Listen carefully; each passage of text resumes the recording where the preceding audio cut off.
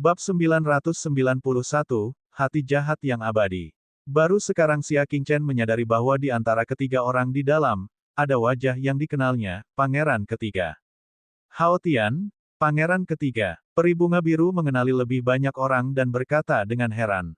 Mereka berdua adalah pakar teratas di antara dua pakar teratas di Kabinet Phoenix. Bagaimana mungkin dia tidak mengenal mereka? Aku penasaran siapa orang itu, jadi kalian berdua.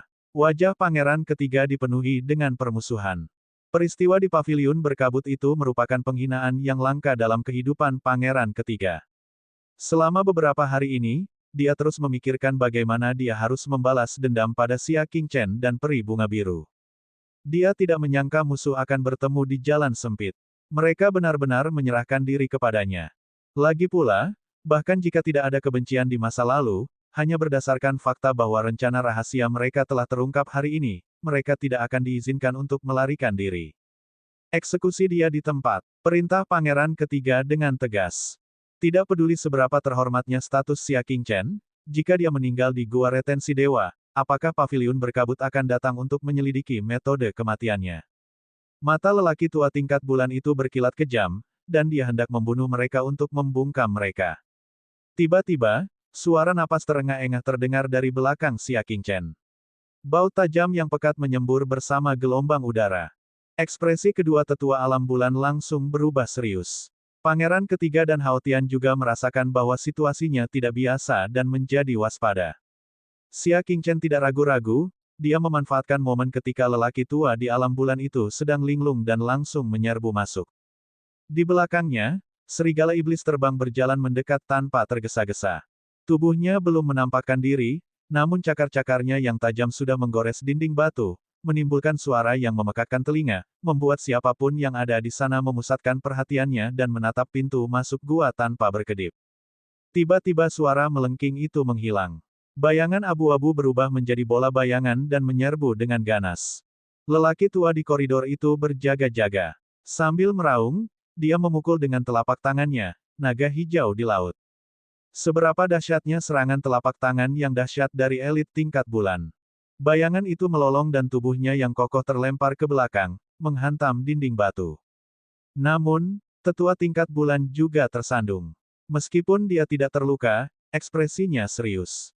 Kalian semua, mundurlah. Ini adalah binatang iblis di tingkat astral utama 9 indera. Hao Tian dan Pangeran Ketiga keduanya mengangkat alis mereka. Kekuatan binatang iblis tidak dapat dinilai sepenuhnya dari tingkat kultivasinya. Mereka sering kali memiliki fisik yang kuat yang tidak dimiliki manusia, serta kemampuan sihir bawaan yang tak terduga. Ketika orang-orang dengan tingkat kultivasi yang sama bertarung dengan binatang iblis, biasanya yang pertama akan kalah. Oleh karena itu, binatang iblis di tingkat astral besar dengan 9 indera harus diperlakukan sebagai manusia pada tahap awal bulan kecil. Kau juga, cepat habiskan ini. Perintah Pangeran Ketiga. Tetua tingkat bulan lainnya yang mencoba membuka peti mati segera bergegas mendekat. Keganasan serigala iblis terbang tidak berubah. Tidak hanya tidak mundur setelah terluka, tetapi juga menjadi lebih ganas. Dua tanda samar berbentuk bulan muncul di matanya, dan dengan raungan rendah, kedua tanda bulan itu terbang keluar dan melesat ke arah dua tetua alam bulan. Ekspresi mereka berubah dan mereka segera menghindar. Tanda bulan itu menginjak tubuh mereka dan terbang, menghantam dinding batu di depan mereka. Hasilnya, dua tanda berukuran panjang 10 kaki dan sedalam 10 kaki terukir di dinding batu. Bukankah jika benda itu mengenai seseorang, benda itu akan memotongnya menjadi dua? Mengambil kesempatan ini, serigala iblis terbang menyerbu dan melawan dua tetua alam bulan sendirian. Dengan tanda bulan yang teramat berbahaya itu, serigala iblis terbang itu ternyata mampu bertarung mati-matian dengan kedua tetua alam bulan. Xia Qingchen dan peri bunga biru aman untuk sementara waktu. Dia segera melirik ke ujung gua dan menemukan peti mati batu berwarna hijau tua di belakang Pangeran Ketiga dan Hao Tian. Gumpalan kabut hitam mengalir keluar dari celah-celah peti batu hitam yang telah dibuka paksa. Mata Xia Qingchen menyipit. Kalian berencana untuk membuka peti mati batu itu? Tanyanya. Mata Pangeran Ketiga sedingin es saat dia menatap Hao Tian. Hao Tian berjalan mendekat dengan kedua tangan di belakang punggungnya dan berkata dengan acuh tak acuh, kamu telah melihat sesuatu yang seharusnya tidak kamu lihat. Xia Qingchen menggelengkan kepalanya dengan tatapan menghina di matanya. Aku khawatir kamu bahkan tidak tahu apa yang akan kamu buka. Aku menyarankan kamu untuk tidak mencari kematian. Begitu peti batu dibuka, tidak ada yang bisa menyelamatkanmu. Melihat siluman serigala terbang dan dua orang kultivator alam bulan terlibat dalam pertarungan, tak dapat melepaskan diri. Kalau Xia Qingchen tak memanfaatkan kesempatan ini untuk kabur, kapan lagi dia akan kabur? Dia mengaktifkan teknik gerakannya dan bergegas keluar koridor bersama peri bunga biru. Hentikan dia, Hao Tian segera memerintahkan. Sayangnya, dua tetua alam bulan ditahan oleh iblis serigala terbang, jadi bagaimana mereka punya waktu untuk menyerang.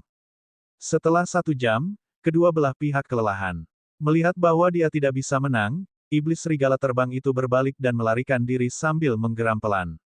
Jika dia ingin mengejar Xia Qingchen sekarang, di mana dia akan menemukan bayangannya?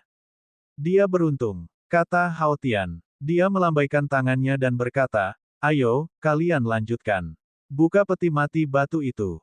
Kedua tetua tingkat bulan tiba di depan peti batu. Berkat usaha mereka bersama, peti batu itu sudah sedikit terbuka. Pangeran ketiga, apa yang sedang kamu pikirkan? Hao Tian tiba-tiba menyadari bahwa pangeran ketiga sedang menatap peti mati batu. Wang Kei itu tampaknya tahu apa yang ada di dalam peti mati itu, kata pangeran ketiga dengan ragu. Dia sedikit gelisah. Saat peti batu itu dibuka, dia perlahan merasakan bahwa ki jahat di dalam peti itu semakin kuat. Dia takut setelah membukanya, mungkin tidak ada hal baik di dalamnya yang dapat mengubah nasib. Sebaliknya, itu akan sangat berbahaya. Apa yang kamu khawatirkan? Dengan dua orang klan alam bulan seperti kita, masalah apa yang tidak dapat diselesaikan? Hao Tian mencoba membujuknya, atau apakah pangeran ketiga berpikir bahwa dia memiliki takhta di tangannya?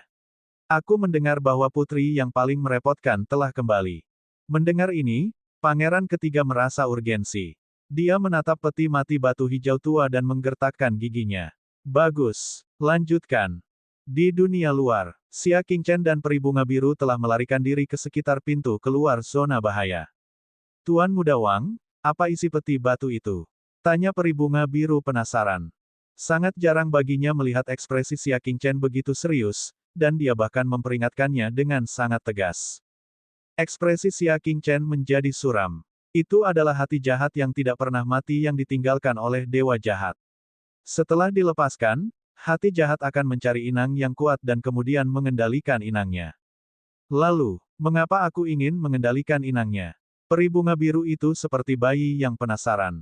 Setelah mengendalikan tuan rumah, Xia Qingchen berkata, ubah tubuhnya menjadi wadah yang dapat menampung kelahiran kembali para dewa jahat. Meskipun dewa jahat telah mati, selama masih ada jejak kesadaran di dunia manusia, ia masih dapat bereinkarnasi ke tubuh lain. Itu sama dengan Xia Qingchen. Tidak diketahui apakah tubuh dan jiwa dewa jahat itu telah hancur atau dia seperti Xia Qingchen, hanya saja tubuhnya hancur sedangkan jiwanya tetap ada. Jadi begitulah adanya. Peri bunga biru itu sebenarnya tidak mengerti apa-apa. Hati jahat yang abadi. Wadah apa? Apa yang mereka bicarakan? Namun, dia selalu bisa mendengar banyak hal aneh dari mulut Xia Qingchen. Ayo cepat pergi. Kita akan aman begitu sampai di zona petualangan.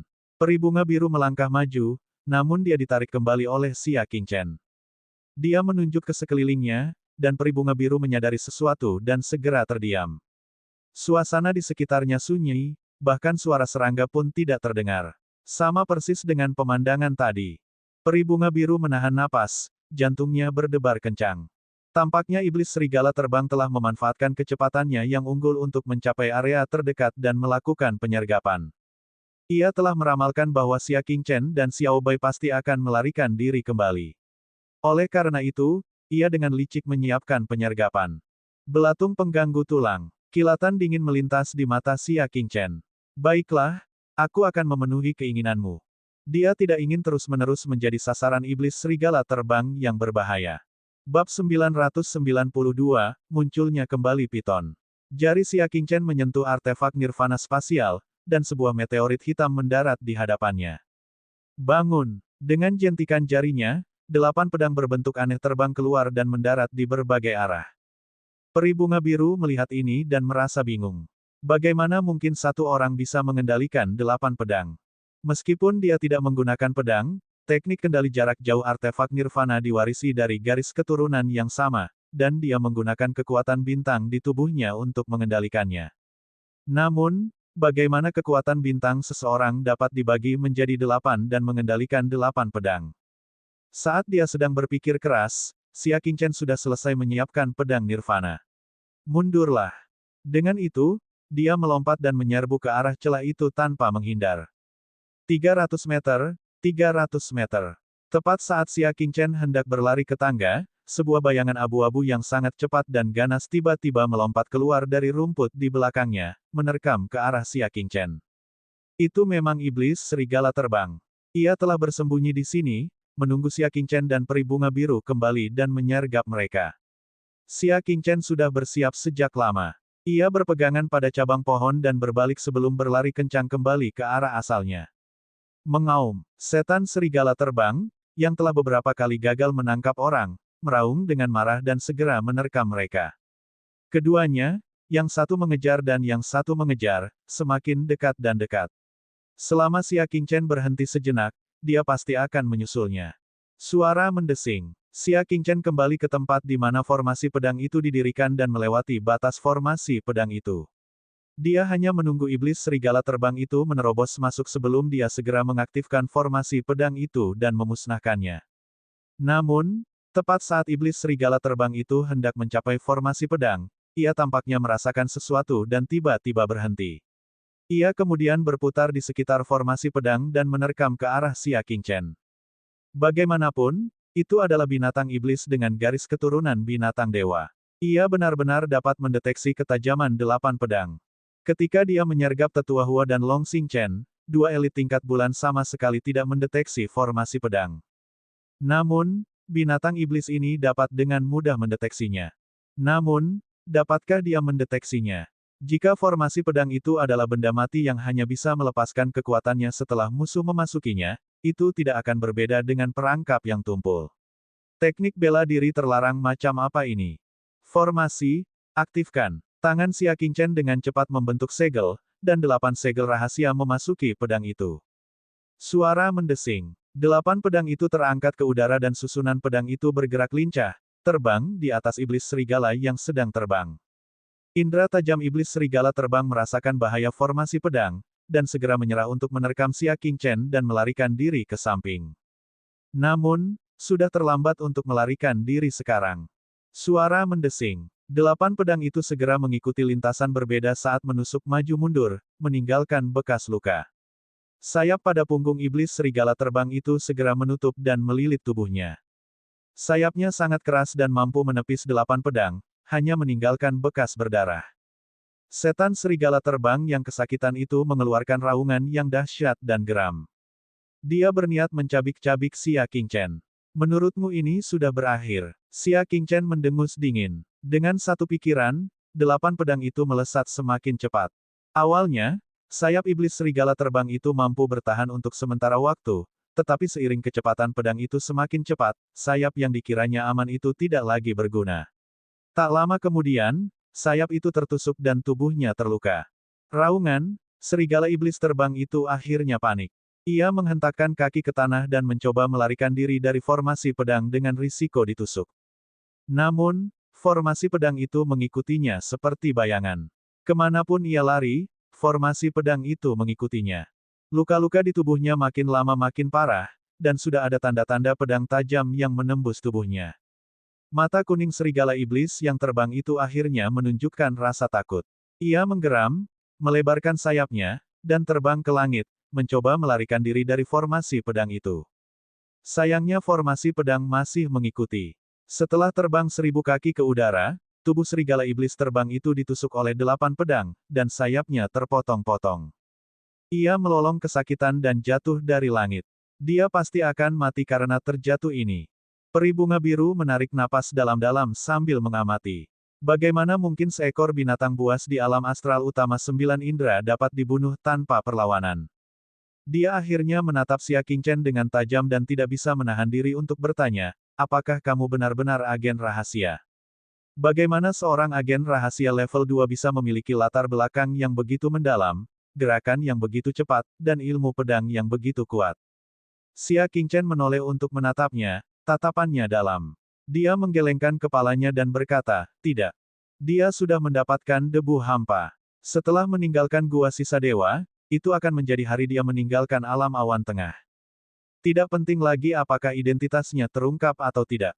Sudah kuduga. Peri bunga biru itu tertawa pada dirinya sendiri. Kau sudah merahasiakannya dariku selama ini. Lalu, siapakah kamu? Dia tidak sabar untuk mengetahui siapakah pemuda misterius ini. Xia Qingchen tersenyum. Tebak. Dia mengalihkan pandangannya ke arah iblis serigala yang sedang terbang. Begitu iblis itu jatuh dan mati, dia pasti akan membelah perutnya dan mengambil pedang patahnya. Namun, tiba-tiba, langit menjadi gelap. Sebuah bayangan hitam besar yang lebarnya 100 kaki dan panjangnya 1000 kaki melompati kepala mereka. Bayangan yang sangat besar itu, bagaikan gunung, menghancurkan formasi pedang itu, dan 8 pedang berserakan ke segala arah. Ada yang pecah, ada yang retak-retak, dan ada pula yang langsung remuk. Adapun iblis serigala terbang yang jatuh, ia ditangkap oleh mulut besar bayangan hitam itu dan ditelan utuh.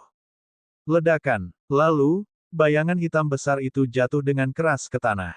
Tanah di seluruh zona bahaya bergetar hebat, dan semua burung serta binatang dalam radius 100 mil lari ketakutan. Keributan itu bahkan lebih besar dari kemunculan iblis serigala terbang. Di tengah debu dan asap yang mengguncang bumi, Xia Qingchen dan peri bunga biru sama-sama dapat melihat sebuah sosok hitam besar dan sangat panjang yang perlahan menggeliat di depan mata mereka. Kepala seukuran rumah dan mata seukuran lentera sedang menatap ke arah mereka.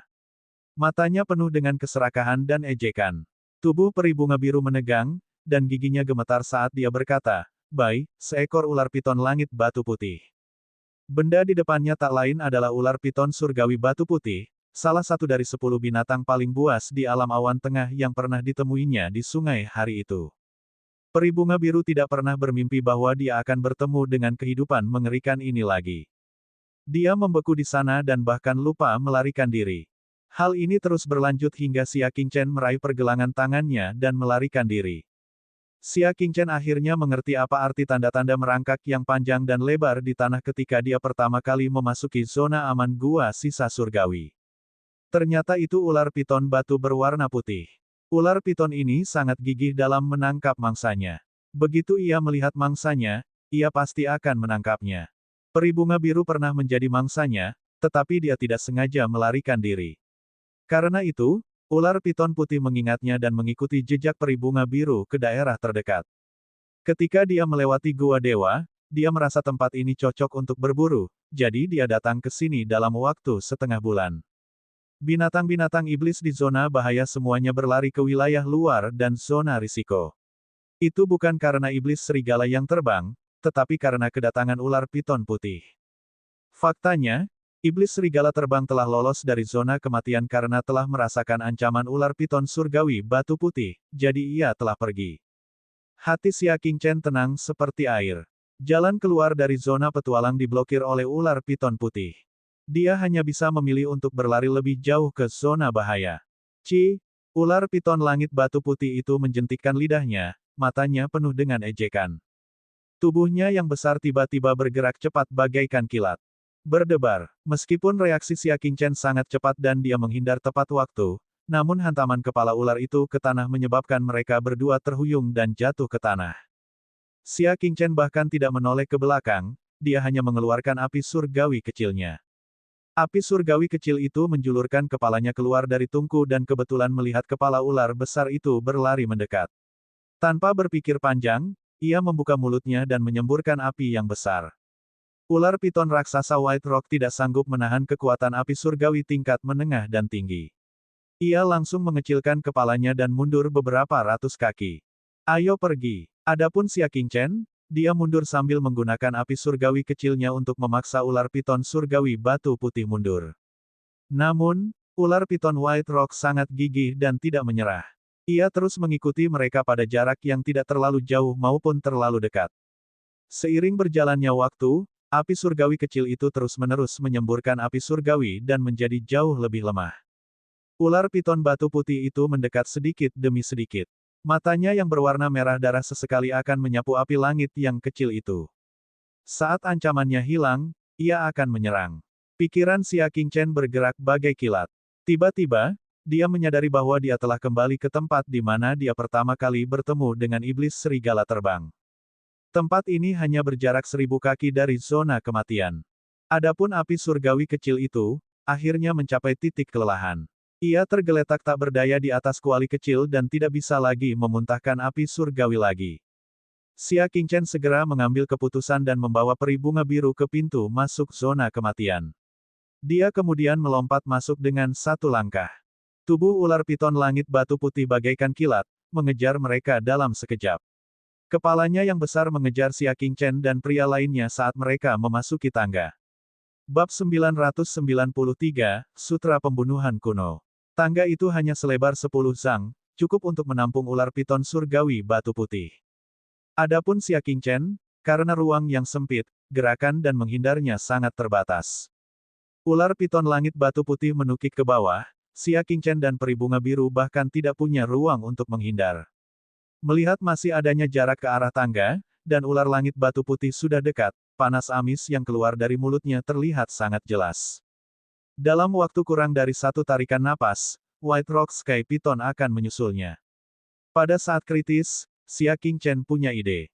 Dia mengeluarkan kotak emas tua itu dan membukanya, lalu melemparkannya ke belakangnya. Sebuah cahaya yang berkelap-kelip dikeluarkan dari kotak emas tua dan dipasang di tengah tangga. Itulah debu kehampaan. Itu adalah setitik debu yang memancarkan kekuatan spasial. Tanpa ada seorang pun yang menyentuhnya, ia dapat memindahkan benda dari jarak 1.000 kaki. Akan tetapi, jika dia menyentuhnya, benda yang disentuhnya akan langsung terlempar sejauh 1.000 kaki. Ular piton langit White Rock sangat cerdas dan segera merasakan bahaya dari kekosongan debu. Ia ingin berhenti, tetapi sebelumnya ia terlalu ganas dalam mengejar Xia Qingchen. Bagaimana mungkin tubuhnya yang besar berhenti begitu saja? Selain itu, ia tidak bisa bersembunyi meskipun ia ingin. Kepalanya yang besar memenuhi seluruh tangga, dan tidak ada ruang untuk bersembunyi. Dengan desisan, ular piton White Rock itu menabrak debu kehampaan. Hasilnya adalah, debu kehampaan segera aktif, langsung memindahkannya sejauh 1.000 kaki. Namun, bukan seluruh tubuhnya yang diteleportasi, melainkan kepalanya.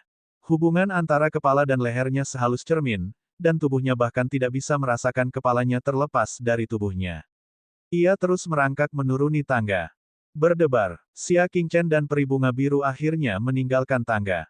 Akan tetapi, sebelum kakinya menyentuh tanah, kepala ular sebesar rumah jatuh dari udara 10 kaki di depannya. Kepala ular itu menggeliat kesakitan. Ia membuka mulutnya lebar-lebar dan menjulurkan lidahnya. Saat berguling, hampir mengenai Xia Qingchen dan peri bunga biru. Keduanya menghindar ke samping dan diam-diam menunggu kepala ular itu tenang. Pada saat ini, tubuhnya yang besar telah kehilangan vitalitasnya dan meluncur menuruni tangga, menyentuh kepala ular itu. Peri bunga biru menelan ludah. Ular piton langit batu putih mati begitu saja. Hanya karena sebutir debu kehampaan. Xia Qingchen melompat kembali ke tangga dan dengan hati-hati menyimpan debu kehampaan itu bersama kotak emas tua. Nasib ular piton surgawi batu putih menyebabkan Xia Qingchen bersikap sangat berhati-hati. Setelah kembali ke zona kematian, Xia Qingchen mengupas kulit, kantung empedu, dan tulang ular sepanjang 1.000 kaki itu. Ketiganya merupakan material langka dan unggul yang tidak dapat dibeli di pasaran. Pada saat yang sama, ia juga menemukan iblis serigala terbang yang telah dicerna menjadi tumpukan tulang putih di tubuh ular piton batu putih, serta pedang patahnya. Baru pada saat itulah dia menilai area kematian. Tanpa diduga, zona kematian itu sangat kecil. Itu hanya hutan kuno dengan radius 10 mil, dan ujungnya bisa dilihat dengan sekali pandang. Di langit di atas hutan kuno, bintik-bintik cahaya berkelap-kelip, dan jumlahnya lebih dari 100. Itu semua hanyalah debu hampa. Xia Qingchen sangat gembira. Tempat ini adalah lokasi sebenarnya di mana dewa jahat generasi ke-9 telah menghancurkan kehampaan saat itu, meninggalkan sepetak debu kehampaan. Dia mengeluarkan kotak emas tua itu dan menyimpan semuanya dengan hati-hati, tak menyisakan satu butir pun. Pada akhirnya, kotak itu terisi penuh dengan debu kehampaan yang berkilauan bagaikan bintang. Wang Gongxi, lihat. Tiba-tiba, peri bunga biru menunjuk ke tengah. Ada sarang yang terbuat dari tulang manusia dan tulang semua jenis binatang iblis, dan masih tersisa jejak ki yang ganas dan brutal di dalamnya. Itu sarang iblis serigala terbang. Xia Qingchen berkata. Dia akhirnya mengerti mengapa mereka yang datang ke zona kematian tidak pernah kembali. Belum lagi debu kehampaan yang amat berbahaya di mana-mana, hanya pertahanan iblis serigala terbang ini saja sudah cukup untuk membunuh siapa saja yang datang. Hah! Tiba-tiba, Xia Qingchen tampak telah menebas sesuatu. Dia mengayunkan pedang patahnya, dan gelombang ki pedang berdesir keluar, membuat semua pelindung tulang di sarang beterbangan, memperlihatkan dasar sarang. Di bagian bawahnya terdapat kotak batu yang setengah terkubur di dalam tanah. Apa itu? Peri bunga biru penasaran dan maju untuk menggali kotak batu itu. Xia Qingchen mengerutkan alisnya. Peri bunga biru sudah mulai bergantung pada kata-kata Xia Qingchen, karena setiap kata yang diucapkannya sangat akurat. Xia Qingchen juga perlahan mundur. Mereka berdua mundur ke pintu keluar sejauh 10 mil sebelum dia mengaktifkan pedang patah. Dari jarak yang sangat jauh, dia menggunakan pedang patah untuk terbang dan membuka kotak batu itu. Berderak, kotak batunya terbuka. Sebuah tornado hitam pekat meletus dari kotak batu dan menyapu ke segala arah. Angin itu dipenuhi dengan ki jahat yang mengejutkan dan begitu padat hingga dapat membunuh elit bulan tengah.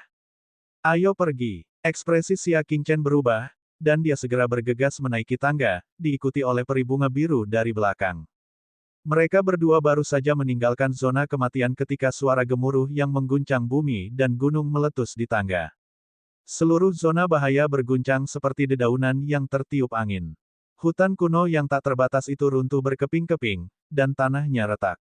Bahkan langit pun bergetar hebat. Dinding batu bagian atas jatuh seperti meteorit ke zona bahaya. Itu benar-benar menggemparkan dan mengguncang bumi. Kemudian, ledakan tumpul terjadi, dan tangga yang menghubungkan zona bahaya dan zona kematian hancur berkeping-keping, meninggalkan celah besar selebar 300 meter. Badai ki jahat yang telah melanda zona kematian itu langsung dilepaskan. Badai itu melesat ke langit dan menghilang ke segala arah. Setelah minum teh selama 1 cangkir penuh, badai akhirnya mereda dan berhenti.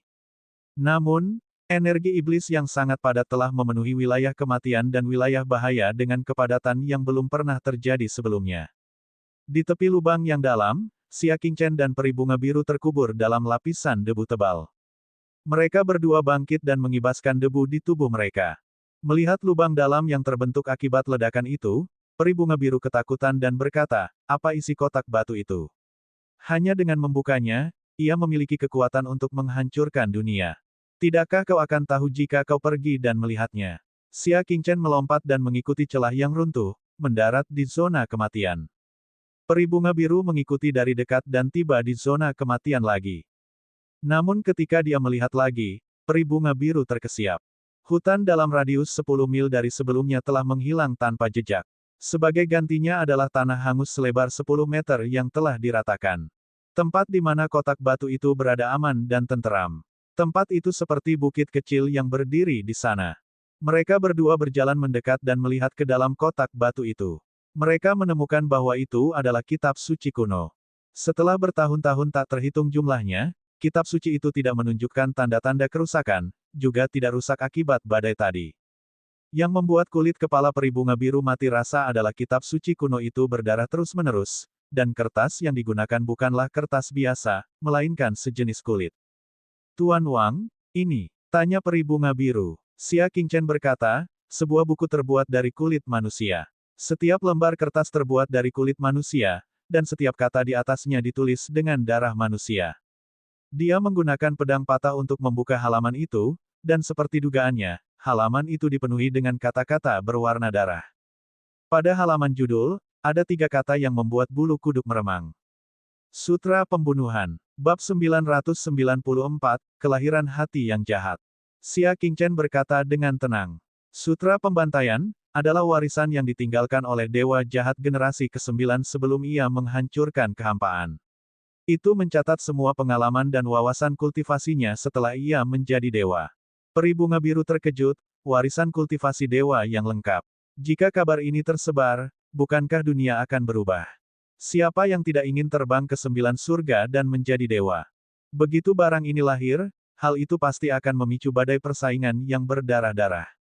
Akan tetapi, jika seseorang mempelajari kitab suci ini, mereka harus menumpahkan sungai darah sebelum mereka dapat berkultivasi hingga ke tingkat kemampuan dewa jahat generasi ke-9 untuk menghancurkan kehampaan. Itu adalah kitab suci kuno yang dapat membawa bencana bagi dunia fana.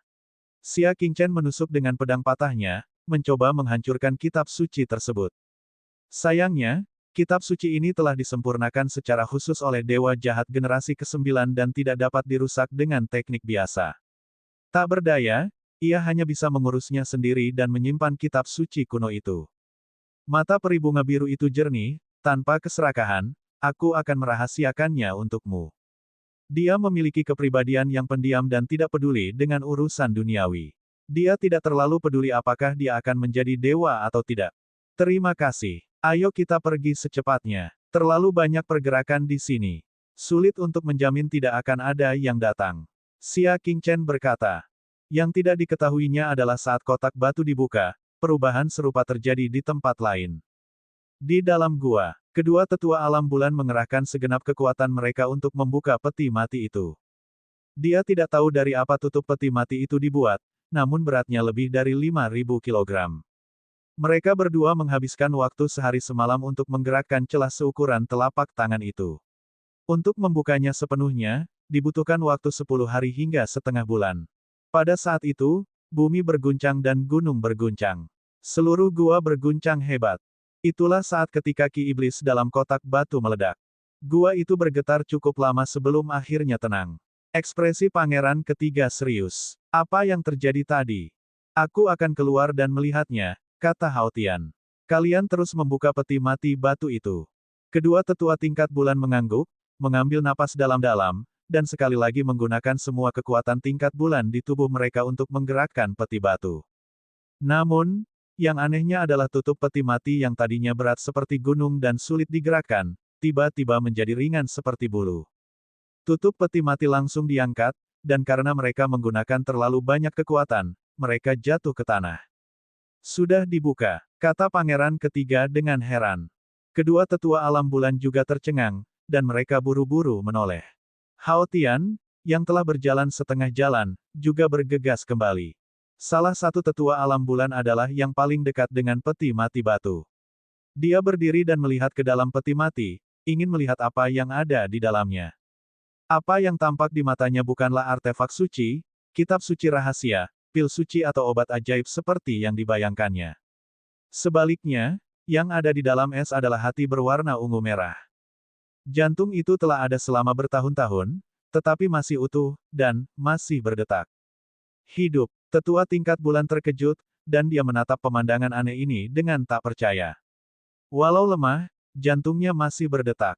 Namun, terjadi perubahan mendadak. Seutas benang merah setipis benang tiba-tiba melesat keluar dari jantung dan langsung menembus dahi sesepuh alam bulan. Ah!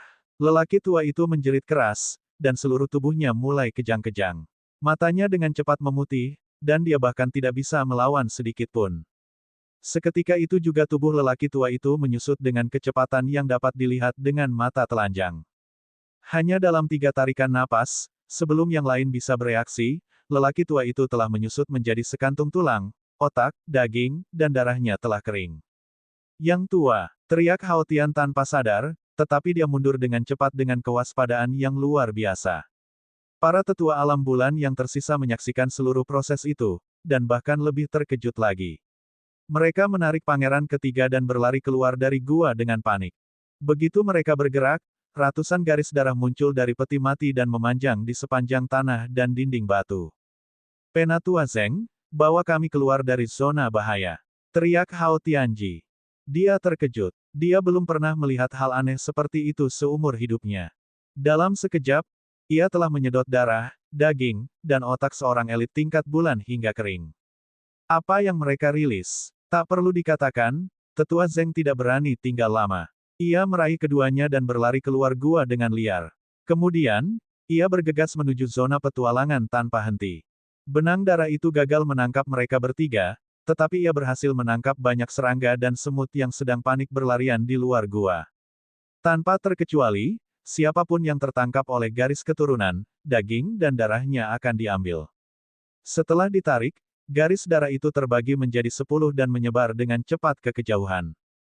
Melihat ke bawah dari langit, jaring darah yang mengembang dengan cepat muncul di tanah. Segala sesuatu yang ada di jalurnya tidak luput darinya. Mereka yang berada di atas pohon, mereka yang berlari di tanah, bahkan mereka yang menggali di bawah tanah semuanya dibunuh oleh garis keturunan. Ribuan binatang iblis mati dengan cepat, menjadi makanan bagi hati yang jahat. Hanya dalam waktu singkat, zona bahaya telah berubah menjadi rumah pembantaian. Pada saat ini, Xia Qingchen dan peri bunga biru baru saja merangkak keluar dari lubang yang dalam. Ketika seekor iblis harimau yang panik dan berlari ke arah acak berlari menghampiri, Xia Qingchen sama sekali tidak berpikir dan langsung mengakhiri hidupnya dengan sapuan pedang patahnya. Aku akan membantumu menyimpannya. Peri bunga biru mengangkat roknya dan berlari ke depan, siap untuk mengambil mayatnya. Namun tiba-tiba, Xia Qingchen sepertinya merasakan sesuatu. Ia tiba-tiba melangkah maju dan menarik peri bunga biru menjauh. Ia kemudian mengulurkan artefak nirvana terbang di punggungnya dan langsung menariknya ke udara. Saat peri bunga biru masih terkejut, dia tiba-tiba melihat tubuh iblis harimau itu, tubuhnya dengan cepat mengering dan menjadi kerangka dalam sekejap mata. Kemudian, mayat itu menggeliat, dan selusin garis darah tiba-tiba keluar dari tubuh setan harimau, menusuk ke arah peri bunga biru bagai kilat. Xia Qingchen meningkatkan kekuatannya dan tiba-tiba terbang ke atas. Benang darah itu hanya berhasil meraih udara dan hanya berhasil menyapu sepatu sulaman peri bunga biru sebelum jatuh tak berdaya. Setelah mengalami begitu banyak bahaya, peri bunga biru sudah mati rasa dan ekspresinya tenang. Namun, dia tidak bisa lagi tetap tenang di adegan berikutnya. Melihat ke bawah ke tanah zona bahaya, tempat itu ditutupi dengan jaring darah. Binatang iblis yang tak terhitung jumlahnya berjuang untuk melarikan diri, tetapi mereka semua jatuh di bawah jaring darah. Jaring darah masih meluas ke arah zona petualangan di tingkat atas. Mereka masih berhasil membuka peti mati batu itu. Xia Qingchen berkata dengan dingin, hati jahat yang tak pernah mati itu masih dilepaskan oleh mereka. Saat ini, ia masih mengumpulkan kekuatannya. Peri bunga biru menatap tanah yang telah menjadi api penyucian, dan kulit kepalanya mati rasa. Lalu, apa yang akan terjadi? Ekspresi Xia Qingchen menegang. Aku sedang mencari tuan rumah yang cocok. Setelah berbicara, Xia Qingchen melebarkan sayapnya dan dengan cepat terbang menuju tangga zona petualang. Untungnya, mereka cepat dan tiba di perosotan sebelum garis darah. Kalau tidak, begitu mereka menduduki perosotan, mereka tidak akan bisa melarikan diri. Tepat saat dia hendak terbang ke tangga, awan debu muncul dari tanah. Itu adalah lelaki tua Zeng, yang berlari menuju tangga bersama pangeran ketiga dan Hao Tian. Ada puluhan ribu garis darah yang mengejar mereka. Sekilas, itu tampak seperti lautan darah. Pembuluh darah memiliki indera yang kuat terhadap energi vital dan darah makhluk hidup. Sebagai elit tingkat bulan, lelaki tua Zeng menarik perhatian pembuluh darah, dan semua pembuluh darah di sepanjang jalan mengejarnya. Wang Kai, selamatkan Kaisar. Pangeran ini akan memberimu hadiah besar. Ketika pangeran ketiga melihat Xia Qingchen terbang di udara, matanya berbinar saat dia memanggil dari jauh. Namun, bagaimana mungkin Xia Qingchen berani menunggu? Dia segera memasuki tangga dan menaikinya dengan cepat. Sialan, kata pangeran ketiga dengan marah. Dia berbalik dan melihat ke belakang, kulit kepalanya mati rasa. Cepat, cepat, kita akan segera menyusul. Tetua Zeng berusaha sekuat tenaga dan akhirnya mencapai tangga. Dia melompat sekuat tenaga. Namun, garis keturunan juga ikut menyusul. Bab 995, dua pilihan sulit. Mereka tidak melambat sama sekali. Tentu saja jauh lebih sulit bagi lelaki tua Zeng untuk membawa mereka berdua langsung ke atas, jadi kecepatan mereka sangat berkurang. Garis darah dengan cepat menutup jarak antara kedua belah pihak. Cepatlah, teriak pangeran ketiga. Tuan Muda Hao Tian, pangeran ketiga, mohon jagalah keturunanku dengan baik. Tetua Zeng berkata dengan penuh tekad. Dia melemparkan mereka berdua ke arah pintu keluar. Ia lalu melompat turun dari darah yang berhamburan karena derap langkahnya. Ah! Benang-benang darah yang tak terhitung jumlahnya segera melilit sesepuh Zeng dan melelehkannya hingga tak ada lagi yang tersisa, bahkan tulang-tulangnya pun tidak ada yang tersisa. Dia menggunakan hidupnya untuk membantu Hao Tian dan pangeran ketiga. Akibatnya, garis darah terhenti sejenak, dan mereka mengambil kesempatan untuk memanjat. Ekspresi Hao Tian dipenuhi rasa hormat dan kasih sayang saat dia memberi hormat ke tangga. Di sisi lain, Pangeran ketiga berhati dingin dan melarikan diri tanpa menoleh ke belakang. Mereka berdua melaju menuju pintu keluar zona aman. Namun, ada puluhan orang berkerumun di depan tangga. Mereka semua ketakutan oleh ledakan di zona kematian dan menyerah mencari harta karun, mundur ke zona aman satu tingkat di atas. Begitu jumlah orang bertambah, mereka harus menunggu satu persatu. Namun, mereka dapat menunggu, tetapi garis keturunan tidak dapat. Saat mereka sedang dalam perjalanan, garis darah sudah menyebar dari zona bahaya ke seluruh daratan. Dilihat dari jauh, gelombang merah di cakrawala menerjang dengan momentum banjir purba yang mampu menelan dunia. Cepatlah, minggir, aku pergi dulu. Pupil mata pangeran ketiga mengecil, dan dia mendorong orang di depannya menjauh. Namun, di saat hidup dan mati, siapa yang masih mengakuinya sebagai pangeran ketiga? Dia langsung ditolak oleh sekelompok orang. Xia Qingchen terbang di udara, dan dia juga terhalang. Melihat lautan darah mendekat, tetapi tangganya terhalang, dia pun merasa sangat cemas. Untungnya, mereka cukup cepat setelah ketakutan. Mereka semua berlari menyelamatkan diri dan akhirnya berhasil mencapai lautan darah. Mereka bisa pergi dengan mudah. Kami pergi dulu. Pangeran ketiga dan Hao Tian adalah yang pertama menaiki tangga, dengan cepat memanjat. Xia Qingchen dan peri bunga biru mengikutinya dari belakang. Meskipun mereka telah berhasil mencapai zona aman, Pangeran ketiga dan Hao Tian masih tidak dapat menghindari rasa takut. Hentikan mereka, kata Pangeran ketiga dengan suara rendah. Tangga menuju zona petualang sudah terhalang, apalagi zona aman yang jumlah penduduknya lebih banyak. Ketika bar kesehatan mereka meningkat, mereka semua akan mati. Pangeran ketiga melihat sekeliling dan menemukan sebuah batu penutup besar di samping pintu masuk. Batu penutup itu dibuat khusus di wilayah Zongyun untuk mencegah monster keluar dari zona petualangan, zona bahaya, dan zona kematian untuk menimbulkan masalah. Biasanya, pintu masuknya ditutup dan baru dibuka setengah bulan sebelum pembukaan Gua Suci. Segel, teriak Pangeran ketiga. Tunggu, Hao Tian ragu-ragu. Wang Kai dan peri bunga biru belum muncul. Meskipun ada konflik di antara mereka, mereka seharusnya berdiri di pihak yang sama di depan garis keturunan. Aku tidak peduli. Pangeran ketiga menggerakkan penutup batu itu dengan susah payah dan perlahan-lahan menghalanginya. Dia berkata, bukankah Wang Kai itu merasa dirinya begitu hebat sehingga dia bahkan tidak memandangku? Kalau begitu biarkan dia menghadapi garis keturunan itu sendirian. Pada saat ini, Xia Qingchen juga bergegas menuju pintu keluar. Menatap penutup batu yang hendak menutup, dia berteriak, berhenti. Pangeran ketiga mencibir. Wang, jangan salahkan aku. Kau yang memintanya. Dia mendorong kuat-kuat, dan tutup batu itu tertutup dengan keras. Xia Qingchen menebas dengan pedang patahnya, namun ia hanya meninggalkan bekas luka di lapisan batu tersebut. Lapisan batu ini dibuat secara khusus, dan bahkan elit tingkat bulan akan merasa sangat sulit untuk membukanya. Jika Xia Qingchen diberi waktu, tidak akan sulit untuk menghancurkannya. Namun, apakah dia punya waktu? Ses. Lautan darah menyembur deras dan mengalir deras di sepanjang tangga. Hati Xia Qingchen hancur, dia pun segera menyebarkan debu kehampaan di dalam kotak emas tua itu. Benang darah apapun yang menyentuh debu kehampaan akan putus.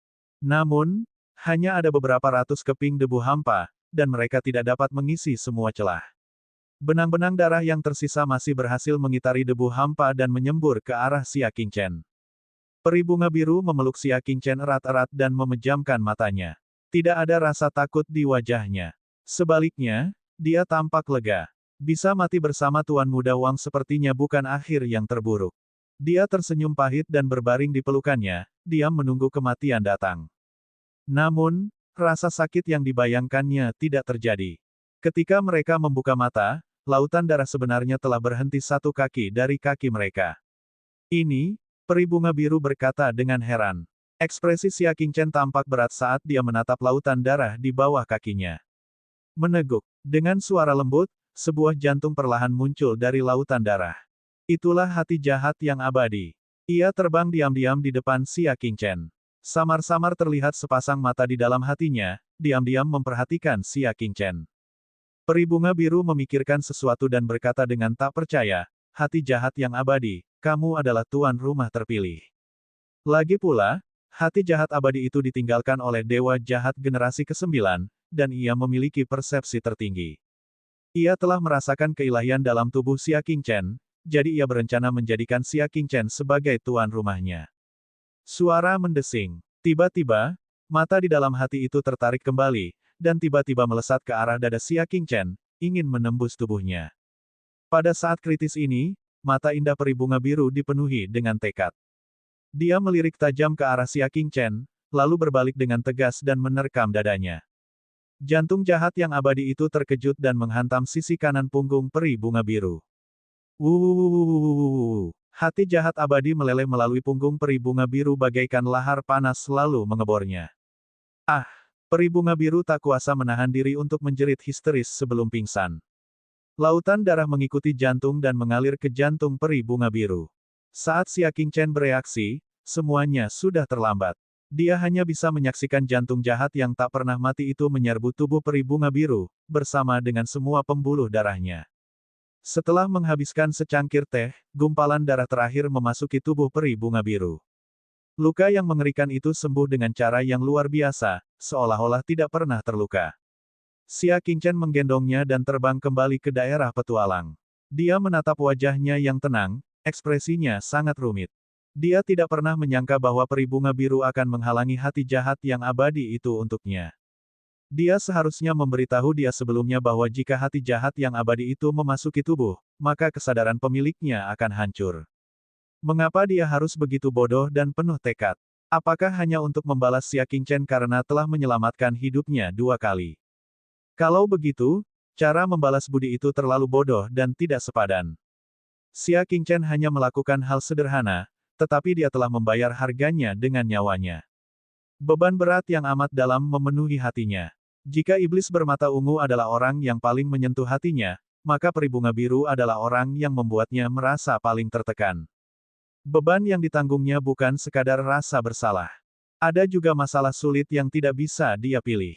Peri bunga biru telah dirasuki oleh hati jahat yang abadi.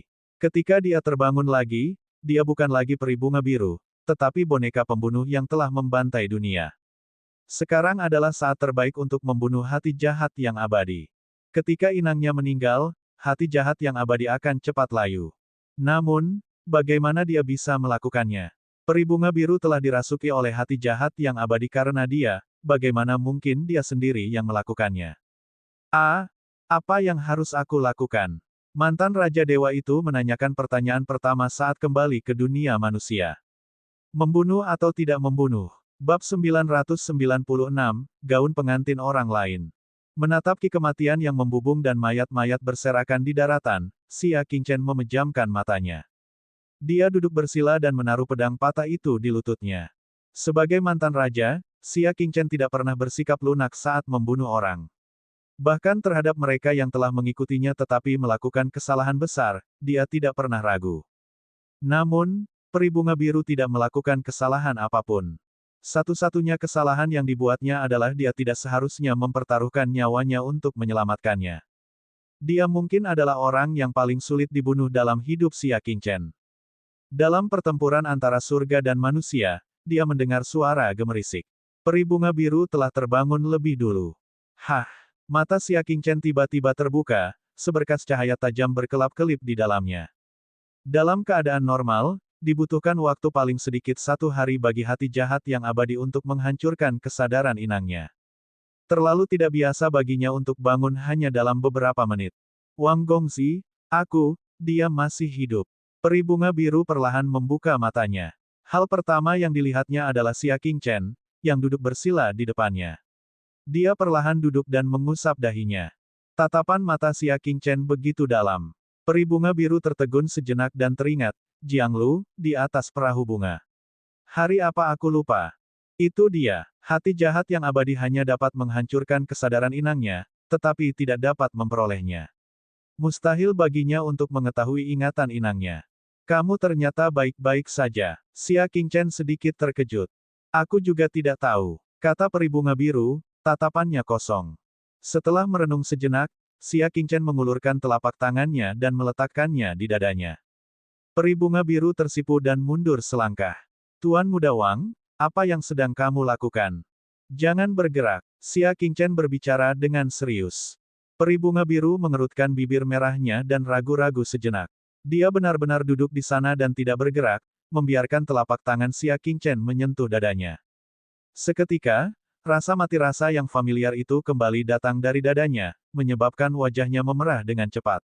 Dia berkata dengan suara seperti nyamuk, "Sudah selesai."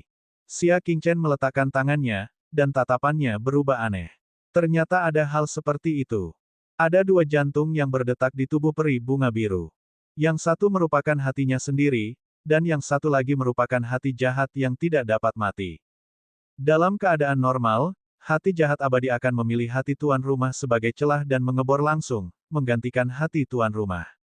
Sekalipun tempat invasinya bukan jantung, ia akan menghancurkan jantung begitu ia memasuki tubuh. Hati jahat yang tak pernah mati itu telah menggali ke punggung peri bunga biru, ke sisi kanan dadanya. Kalau benar, seharusnya hati manusia di sebelah kirinya yang hancur. Akan tetapi, bukan saja ia tidak melakukan hal itu, ia malah menunggu di sana dengan damai. Itulah sebabnya kedua jantung berdetak pada saat yang sama. Apakah ada orang-orang istimewa di antara leluhurmu? Tanya Xia Qingchen. Peri bunga biru menggelengkan kepalanya. Kurasa tidak. Klan Zhou telah memurnikan pil selama beberapa generasi. Tidak ada yang istimewa tentang itu. Setelah jeda sejenak, peri bunga biru menghindari tatapannya dan berkata dengan ragu-ragu, "Namun, leluhur ibuku mungkin memiliki beberapa hubungan dengan orang-orang barbar. Ada rumor di pasar bahwa ibunya diolah orang barbar, itulah sebabnya dia lahir. Itu karena dia dilahirkan dengan kemampuan untuk mengendalikan binatang iblis. Padahal, itu bukan ibunya, melainkan leluhur dari keluarga ibunya. Mungkin mereka punya hubungan khusus dengan ras barbar." Tidak heran. Xia Qingchen menghela napas lega. Jika dugaanku benar, leluhur ibumu seharusnya memiliki takdir dengan dewa barbarian. Mata peri bunga biru itu membelalak, dewa dari ras barbar. Itu tidak mungkin. Jika memang begitu, klan ibuku tidak akan berada dalam kesulitan seperti itu. Tidak, Xia Qingchen menggelengkan kepalanya. Mungkin saat mereka ditakdirkan untuk menikah, orang barbar itu belum menjadi dewa. Begitu seseorang menjadi dewa, mereka akan secara halus memengaruhi garis keturunan-keturunan mereka. Itu tidak muncul saat itu, tetapi itu tidak berarti itu tidak akan muncul di masa mendatang. Ada jejak darah dewa barbarian di tubuh peri bunga biru, itulah sebabnya dia terlahir dengan teknik rahasia unik barbarian. Dan keberadaan jejak darah dewa inilah yang telah menekan hati jahat yang abadi. Setelah mengetahui hal ini, batu besar di hati Xia Qingchen langsung disingkirkan. Dia menatap tajam ke arah peri bunga biru. Gadis yang beruntung. Hati jahat yang abadi akan menjadi malapetaka, tidak peduli siapa yang mendapatkannya, tetapi peri bunga biru bukan malapetaka, tetapi bahkan mungkin merupakan kesempatan yang bahkan tidak dapat diimpikan oleh orang biasa. Beruntung. Aku lebih baik tidak ada hubungan apapun dengan ras barbarian. Wajah peri bunga biru itu dipenuhi dengan kepahitan. Seberapa besar penderitaannya karena kecurigaan itu. Xia Qingchen mengeluarkan kitab pembunuhan, dan menyerahkannya kepada peri bunga biru. Semua rencana jahat dewa jahat ada di pihakmu.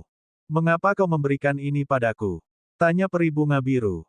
Xia Qingchen berkata dengan tenang, jangan berpikir bahwa kamu aman. Darah dewa di tubuhmu hanya sedikit, dan itu tidak akan bertambah, tetapi hati jahat yang abadi akan terus tumbuh lebih kuat.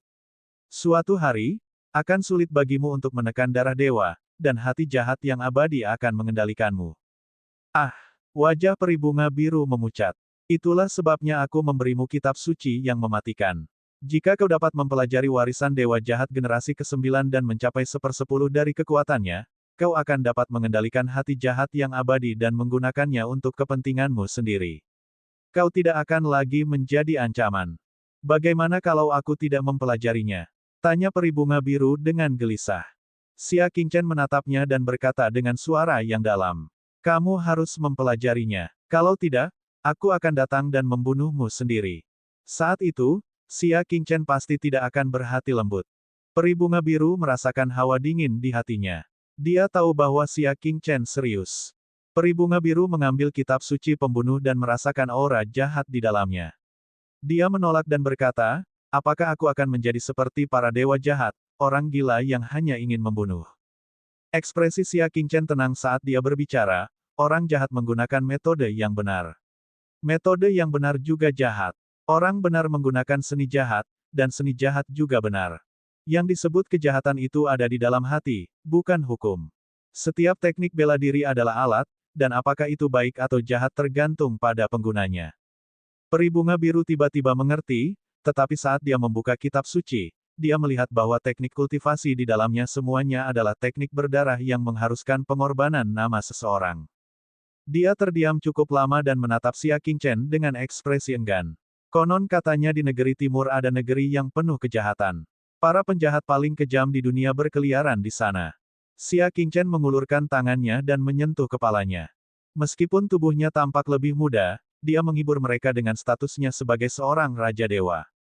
Jalan menuju seni bela diri itu panjang dan pada akhirnya akan sepi. Pergilah.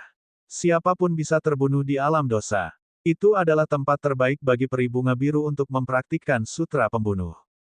Peri bunga biru merasakan kehangatan yang tak dapat dijelaskan di hatinya, dan seberkas cahaya akhirnya bersinar padanya.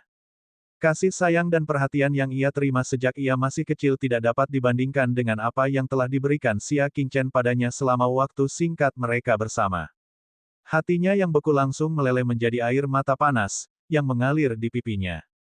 Wang Kai. Dengan air mata di matanya, peri bunga biru melemparkan dirinya ke dalam pelukannya dan memeluknya erat-erat. Terima kasih. Terima kasih telah memilikimu dalam hidupku. Terima kasih atas semua yang telah kau lakukan untukku. Terima kasih, terima kasih. Hari ini mungkin adalah hari di mana dia paling banyak mengucapkan terima kasih kepadanya dalam hidupnya. Berusahalah untuk berkultivasi dengan giat. Xia Qingchen menepuk punggungnya dan menyemangatinya, kita akan bertemu lagi di masa depan. Selama dia berjalan di jalan menuju keilahian, mereka akan bertemu lagi suatu hari nanti. Peri bunga biru sangat enggan berpisah dengannya. Dia memeluknya erat-erat dan berkata, Xia Qingchen, aku akan terus hidup sampai saat aku melihatmu lagi. Saat itu, aku ingin memberimu hadiah. Setelah mengatakan ini, peri bunga biru melepaskan pelukannya dan memunggungi Xia Qingchen. Dia tidak tahan melihatnya lagi, takut dia tidak bisa menggerakkan kakinya. Xia Qingchen terkejut. Kamu sudah menebak siapa aku. Peri bunga biru menyeka air matanya dan tertawa, untuk memiliki basis kultivasi yang dapat melawan makhluk astral agung tahap akhir dan belum berusia 20 tahun, saya rasa hanya kaisar muda dari alam dingin, Xia Qingchen, kan? Namamu bergema seperti guntur di telingaku. Anda menebaknya dengan benar. Xia Qingchen tersenyum. Bab 997, Menagih Hutang Darah. Wajah peri bunga biru berseri-seri dengan senyum, tetapi dia juga mengingatkan, jika aku bisa menebak identitasmu, bagaimana mungkin dunia luar tidak bisa menebaknya? Kita harus meninggalkan wilayah Zongyun sesegera mungkin sebelum identitas kita terungkap. Kemudian, dia menarik napas dalam-dalam dan berjalan menuju tangga. Selamat tinggal, Tuan Muda Xia. Ingat kata-kataku. Saat kita bertemu lagi, aku akan memberimu hadiah. Setelah mengatakan ini, dia terbang ke ujung tangga dan menghancurkan penutup batu dengan kekuatan hati jahat yang abadi. Kemudian dia menghilang dalam cahaya redup. Sudut bibir Xia Qingchen masih melengkung membentuk senyuman. 2 tahun, paling lama 2 tahun. Saya harap kita tidak berperang. Xia Qingchen bergumam. Darah sucinya hanya mampu menekan hati jahat yang abadi selama paling lama 2 tahun. Dalam 2 tahun, jika dia tidak mencapai 1/10 dari tingkat dewa jahat generasi ke-9, itu akan menjadi saatnya bagi manusia untuk dihancurkan dan kejahatan akan muncul. Pada saat itu, Xia Qingchen juga yang menghunus pedangnya untuk membunuh matahari jahat. Menatap zona petualang yang kosong, Xia Qingchen tidak terburu-buru untuk pergi. Dengan ki spiritual yang begitu melimpah, ia harus menghargai kesempatan ini dan berkultivasi dengan baik. Fondasinya sudah stabil dan dia dapat mencoba menerobos ke tingkat berikutnya. Namun, ia juga perlu membersihkan hasil yang diperolehnya dari perjalanan ini. Ia harus memperbaiki apa yang perlu diperbaiki dan membuang apa yang perlu dibuang. 10 hari kemudian, Xia Qingchen telah menyerap semua ki spiritual di sekitarnya.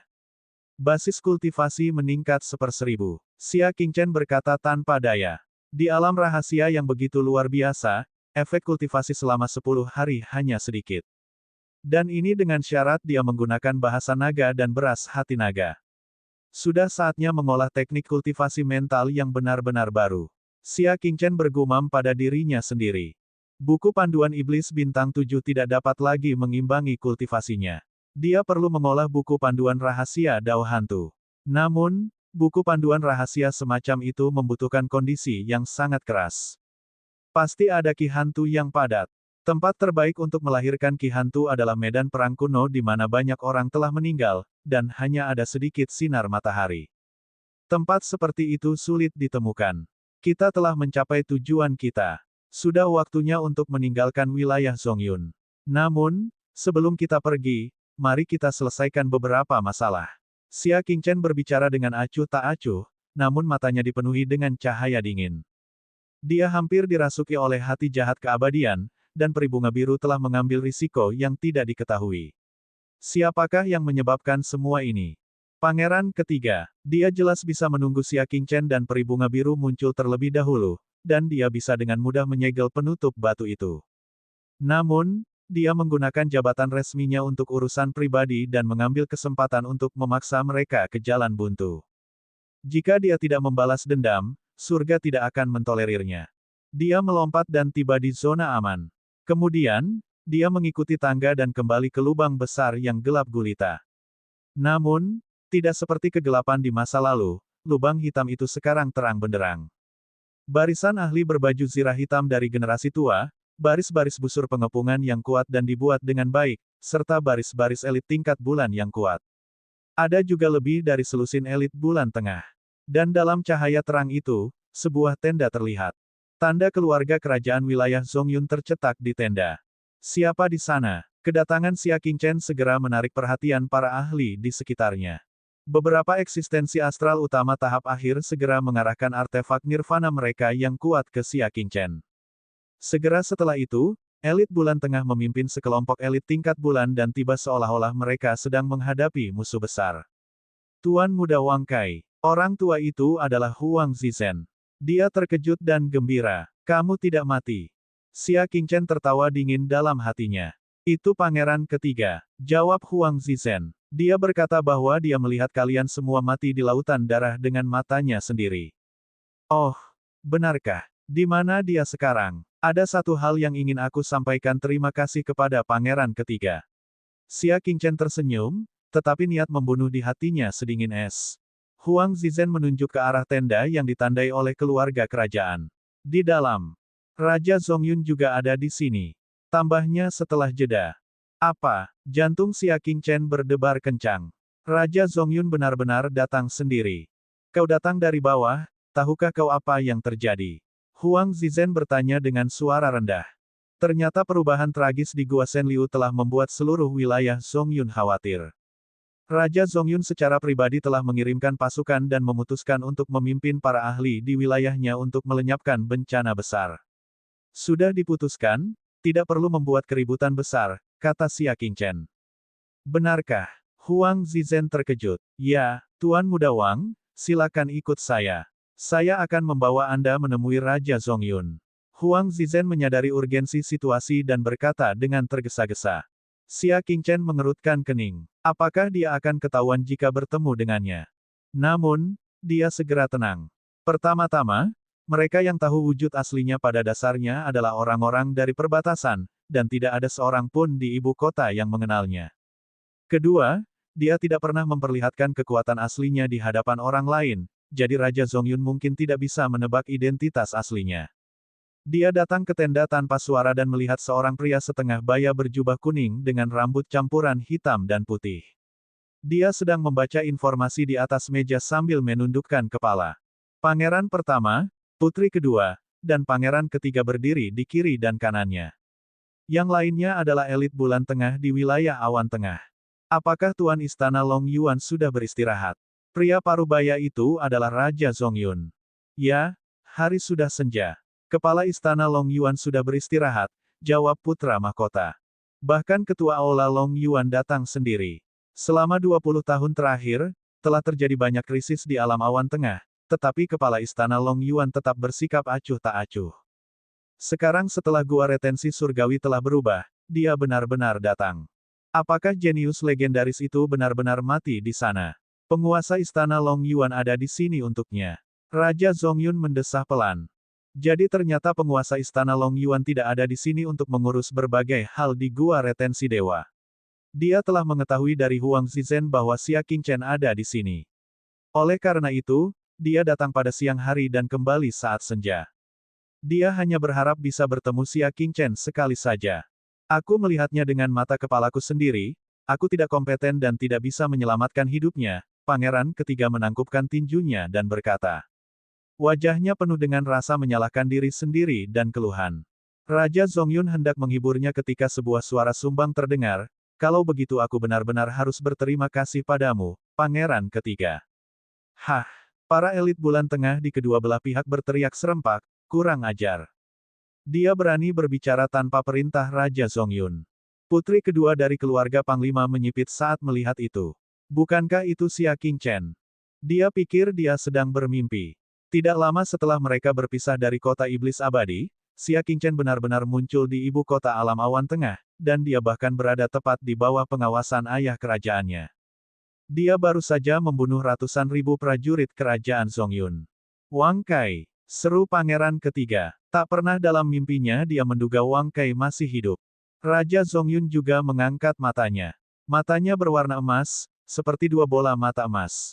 Wajahnya sangat biasa, dan pakaiannya sederhana. Pakaian di balik jubah kuningnya bahkan penuh tambalan. Dia tidak melepaskan aura apapun. Jika dia tidak mengenakan jubah kuning, akan sulit menghubungkannya dengan Raja Zongyun. Kamu adalah sang jenius legendaris, Wang Kai. Mata emas Raja Zongyun memancarkan cahaya keemasan yang menyala-nyala. Xia Qingchen mengangguk dengan tenang. Aku tidak berani disebut jenius legendaris. Memang benar aku Wang Kai. Wajah Raja Zongyun dipenuhi dengan kegembiraan. Sebagai penguasa suatu wilayah, dia sama sekali tidak berpura-pura. Dia maju dan menepuk bahu Xia Qingchen. Dewa memberkati, kamu masih hidup. Surga benar-benar memberkati wilayah Zongyun. Hahaha. Apakah pantas bagi Raja Zongyun untuk begitu bahagia karena hanya satu orang jenius yang hidup? Di wilayah yang sejuk, tidak perlu memikirkan hal itu. Belum lagi Pangeran Liang memperlakukan Xia Qingchen dengan begitu hangat, Xia Qingchen bahkan belum pernah melihat wajah asli Pangeran Liang sebelumnya. Namun, dia tidak datang ke sini hari ini untuk mengaguminya, melainkan untuk menagih utang. Bab 998, Kaisar ke-10. Huang Zizhen yang berdiri di sampingnya juga sangat senang. Semenjak dia mengalahkan semua jenius tertinggi yang telah dikalahkan Xia Qingchen selama 200 tahun terakhir, Raja Zongyun menjadi sangat gembira. Itu seperti 2 tahun lalu ketika Saitian muncul entah dari mana. Keinginan dan kepentingannya terhadap bakat melampaui segalanya. Ia lebih suka menjalani hidup sederhana dan menciptakan lingkungan yang lebih baik bagi para bakat di alam awan tengah. Kalau tidak, siapakah yang mengira seorang raja akan mengenakan pakaian yang penuh tambalan? Banyak elit bulan tengah bertepuk tangan dan mendesah, surga itu baik. Raja Zongyun telah menemukan hati seorang putra surga yang sombong dan akhirnya mendapatkan belas kasihan. Sang jenius legendaris telah tiba. Alam Zongyun akan memimpin era baru. Ketika mendengar ekspresi gembira dan puas dari generasi tua, Xia Qingchen tak kuasa menahan diri untuk tidak terinfeksi. Ini adalah tempat ideal yang paling diinginkan para petani. Semua orang menghormati bakat mereka, memperlakukannya dengan tulus, mengembangkannya, dan menghargainya. Dari rakyat biasa sampai Raja Zongyun dan generasi tua di tingkat Zongyun, mereka semua sama. Kamu terlalu baik, Xia Qingchen menahan gejolak di hatinya. Wilayah Zongyun bagus, tetapi kampung halamannya adalah wilayah yang sejuk, setidaknya tubuhnya masih. Raja Zongyun menepuk pundaknya dan bertanya, Tuan Muda Wang berasal dari mana, dan siapa tuanmu? Kekaguman adalah kekaguman, tetapi Raja Zongyun tentu saja ingin mengetahui latar belakang mereka. Xia Qingchen tidak panik. Dia menjawab, aku bukan dari alam awan tengah. Aku dari wilayah selatan dan ingin menuju ke surga utara. Wajar saja jika aku mengikuti guruku. Seperti kata pepatah, manusia itu seperti bumi, bumi itu seperti langit, langit itu seperti Dao, dan Dao itu seperti alam. Alam adalah alam tertinggi. Ucapan Xia Qingchen tentang belajar dari alam, membuat orang-orang merasa misterius. Ditambah dengan latar belakangnya yang ambigu, semakin sulit untuk melihat apa yang ada di dalam dirinya. Kurasa dia bukan dari wilayah Zongyun, kata Raja Zongyun sambil tersenyum. Kalau di alam awan tengah ada orang yang punya bakat tak tertandingi, bagaimana mungkin dia bisa tertutup debu? Dengan penekanan wilayah Zongyun pada pengembangan dan perhatian terhadap bakat, ia telah lama menjadi mutiara yang bersinar. Dia tidak merasa kecewa, dan berkata, ada begitu banyak iblis di wilayah selatan. Pertama, ada Saitian, dan kemudian ada Tuan Muda Wang yang dapat menyamainya. Raja ini benar-benar iri. Namun, tidak ada yang menyangka bahwa Xia Qingchen akan menggelengkan kepalanya dan berkata dengan tenang, tolong jangan bandingkan aku dengan Saitian. Banyak elit bulan tengah yang mengerti secara diam-diam. Xia Qingchen seharusnya bersikap rendah hati. Bagaimanapun, Saitian terkenal dan memiliki rekam jejak pertempuran yang solid, sementara Xia Qingchen hanya menantang bayang-bayang pertempuran dari generasi sebelumnya. Raja Zongyun juga tertawa. Kamu tidak perlu rendah hati. Dengan pengalamanmu dalam ujian, kamu berada di level yang sama dengan Saitian. Tanpa diduga, Xia Qingchen berkata dengan tenang dan serius, maksudku, Saitian bahkan tidak setingkat denganku. Generasi yang lebih tua mengedipkan mata mereka. Wang Kei ini sedikit sombong. Namun, wajar saja jika seorang putra surga yang sombong bersikap sedikit sombong saat ia masih muda dan sembrono. Saat itu, Saitian juga sangat arogan. Raja Zongyun merasakan arti dari kata-katanya dan berkata dengan heran, apakah kamu tahu bahasa Saitian? Mereka berdua berasal dari pegunungan selatan. Apakah mereka benar-benar saling kenal? Kami memiliki beberapa interaksi, kata Xia Qingchen. Semua orang yang hadir terkejut bahwa kedua jenius legendaris itu benar-benar saling mengenal. Lalu apa hubungan kalian? Raja Zongyun bertanya dengan rasa ingin tahu. Generasi tua juga berspekulasi bahwa keduanya berasal dari guru yang sama. Sebenarnya, aku adalah Grandmasternya, jawab Xia Qingchen dengan tenang. Guru besar. Kelompok tetua bulan tengah membelalakkan mata mereka karena tidak percaya. Awalnya dia mengira Xia Qingchen tidak mau berada di level yang sama dengan Saitian karena dia bangga dengan bakatnya. Namun, dia tidak menyangka bahwa dia benar-benar akan mengungkapkan hubungan yang mengejutkan seperti itu. Wang Gongzi, apakah kamu bercanda? Huang Zizhen bertanya. Xia Qingchen berkata dengan tenang. Gurunya mengakui aku sebagai gurunya. Menurutmu siapa dia bagiku? Dia adalah murid buyutnya. Secara teori, dia seharusnya memanggil Xia Qingchen sebagai Grandmaster. Tenda itu tiba-tiba menjadi sunyi, hanya menyisakan bunyi derak api unggun sesekali. Mereka menatap Xia Qingchen tanpa berkedip. Mereka mengira orang yang mereka tunggu adalah seorang jenius. Namun, ternyata orang yang mereka tunggu adalah seorang monster tua. Orang-orang lainnya tidak percaya, kecuali Huang Zizhen. Keempat jawaban pada gulungan itu memiliki aura seorang guru yang tiada taraf. Huang Zizhen mempercayainya ketika dia mengaku sebagai Grandmaster Saitian. Setidaknya, dalam teori bela diri Dao, dia lebih dari memenuhi syarat untuk menjadi Grandmaster Saitian. Ini, tidak ada bukti. Bagaimana kamu bisa membuktikannya? Kata seorang tetua bulan tengah. Xia Qingchen menggenggam kedua tangannya di belakang punggungnya dan berkata, apakah penting kau percaya atau tidak?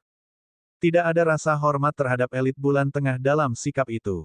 Beberapa tetua dari basis kultivasi bulan tengah semuanya memiliki ekspresi tegang di wajah mereka, jelas tidak senang.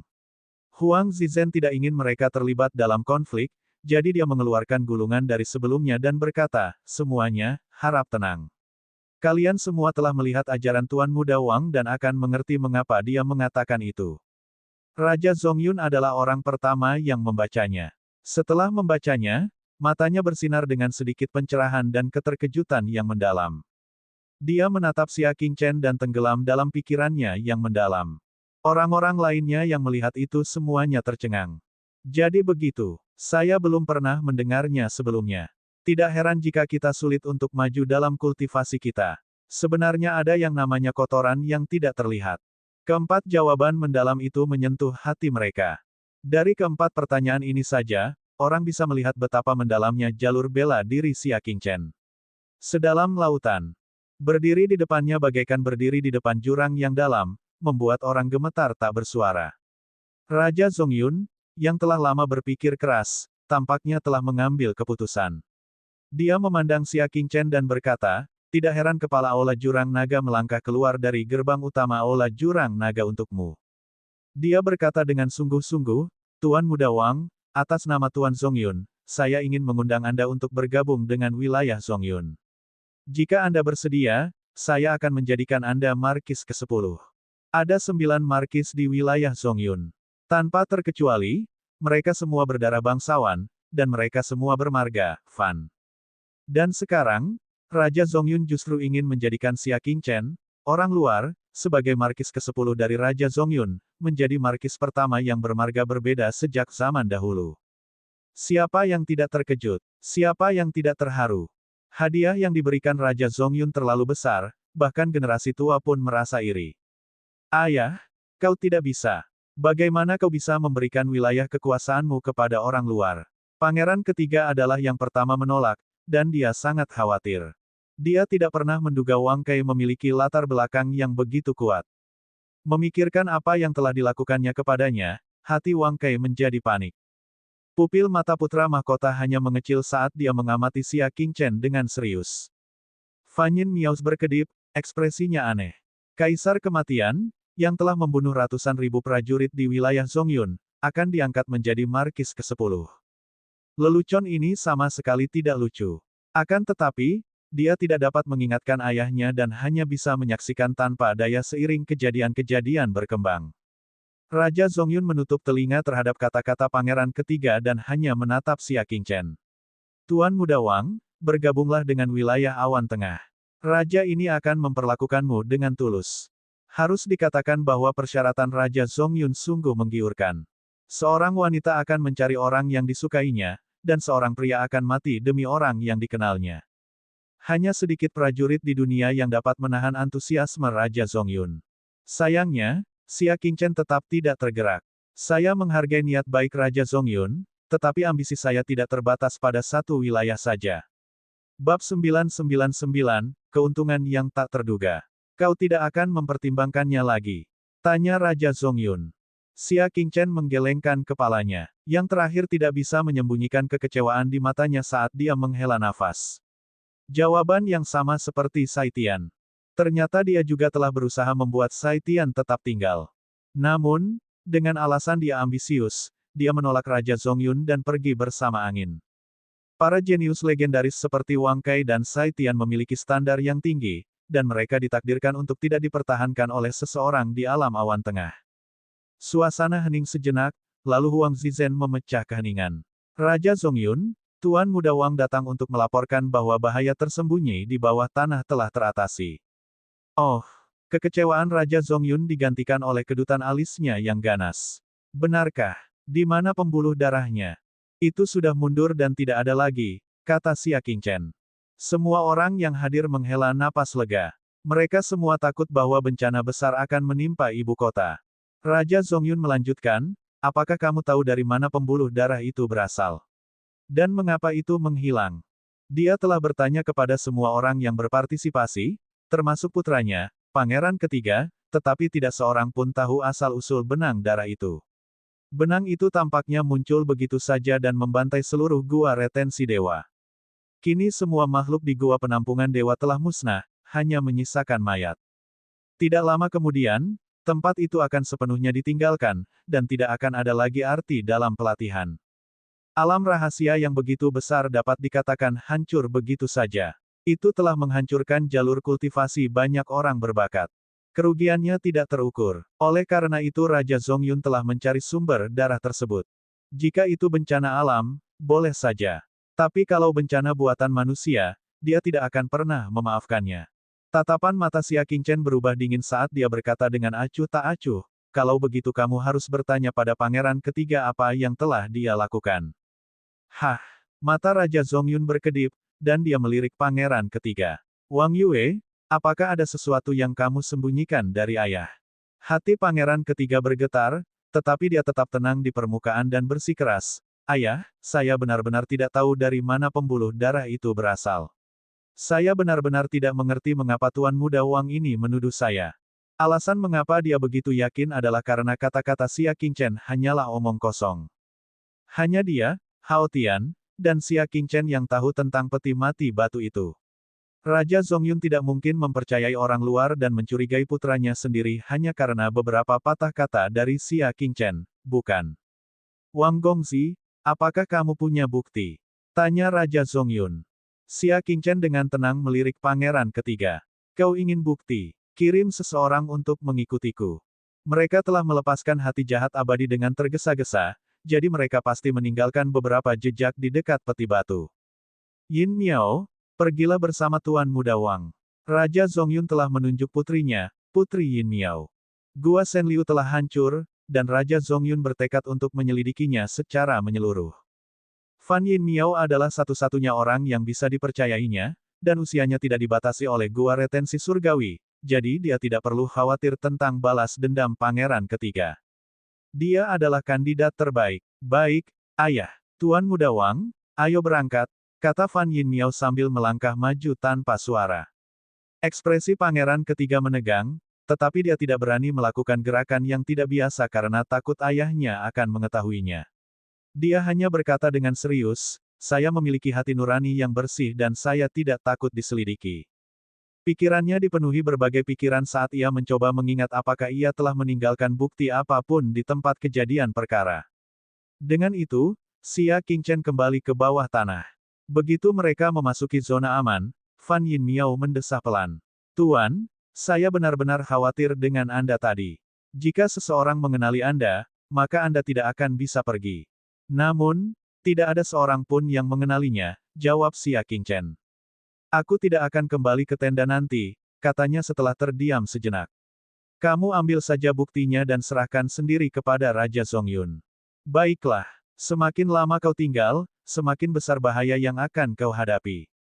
Tapi, apakah kau yakin saudaraku punya bukti? Fan Yin Miao setuju. Tidak, jawab Xia Qingchen dengan tenang. Aku akan membuatkannya satu saja. Mendengar ini, Fan Yin Miao menutup mulutnya dan tertawa, guru sangat jahat. Pada saat itu, Raja Zongyun memerintahkan dari dalam tenda, biarkan Hao Tian datang. Huang Zizhen membungkuk. Raja Zongyun, Hao Tian terluka. Adiknya, Hao Liu Guang, sedang merawatnya. Hao Liu Guang mewakili alam Zongyun dalam permainan catur iblis surgawi dan baru saja kembali. Kalau begitu, ayo kita datang bersama. Jika aku tahu ada yang berbohong padaku, Raja Zongyun melirik sekilas ke arah pangeran ketiga. Tubuh pangeran ketiga sedikit gemetar, dan punggungnya basah oleh keringat dingin.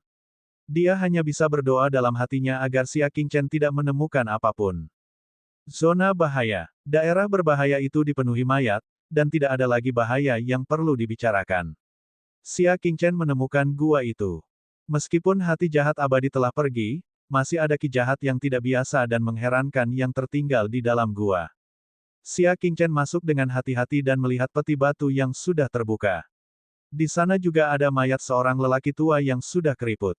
Dia menyentuh peti mati batu itu dengan lembut. Sepotong es yang dalam masih ada di sana.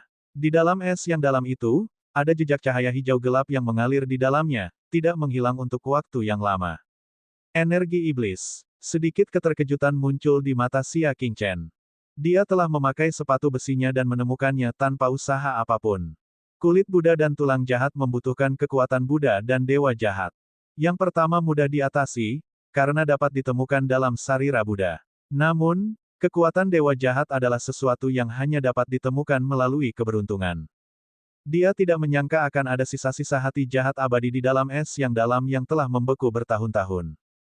Ini seharusnya adalah kekuatan dewa jahat yang secara tidak sengaja dilepaskan oleh hati jahat abadi selama bertahun-tahun, tetapi Xuan Bing telah menyerap semuanya dan menyimpannya sampai sekarang.